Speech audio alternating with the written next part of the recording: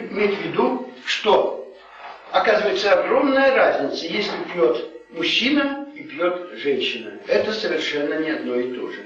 Вы, наверное, еще в детском саду обратили внимание, что мальчики и девочки чем-то различаются между собой. Да, заметили.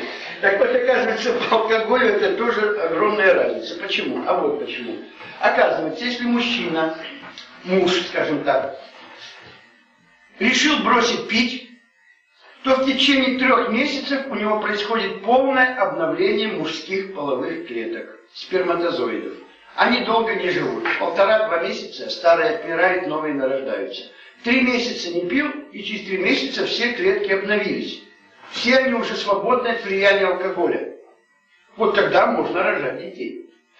Девочки, девушки, женщины напрочь лишены этого мужского преимущества.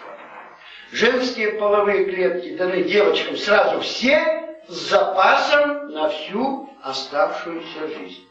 Находится, как вы знаете из уроков анатомии, в специальном женском органе, который называется яичник. Ну, я так чисто схематически нарисую. Вот все будущие детки, там и сотни тысяч находятся там. Это будущее человечества, это будущее Homo sapiens, это будущее вида.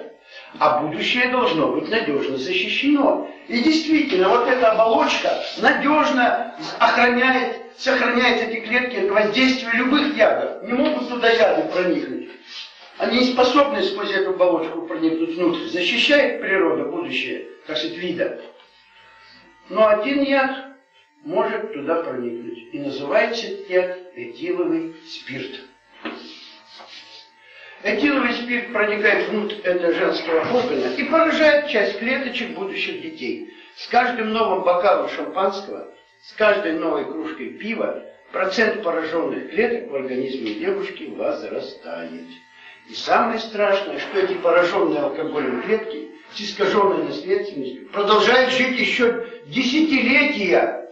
И может случиться так, что через 10 лет будет оплодотворена именно та клеточка, которая 10 лет назад была отравлена шампанским на Новый год, или день рождения, или на выпускном балу, и даст начало больному ребенку, олигофрену, дебилу.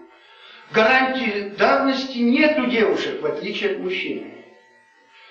И получается, что, исходя из этого, девочкам вообще ни грамма спиртного за всю жизнь пить нельзя. Это стало известно науке 1,5 века назад. А мы почему-то этого не знаем. Мы проводили социологические исследования среди старшеклассниц. Ни одна не знает. Да более того, многие учителя об этом даже не подозревают. Я вам еще скажу страшнее вещь. Далеко не все врачи об этом знают.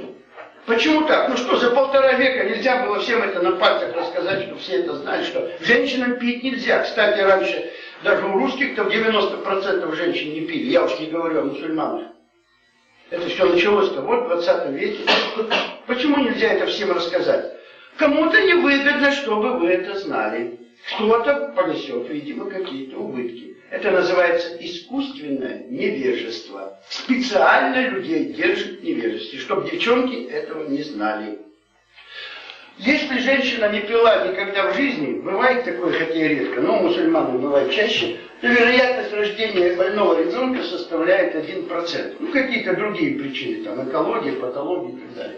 Если девушка пила всего несколько лет, причем исключительно культурно, умеренно, только по праздникам, то уже вероятность рождения больного ребенка в 7 раз больше. 7%.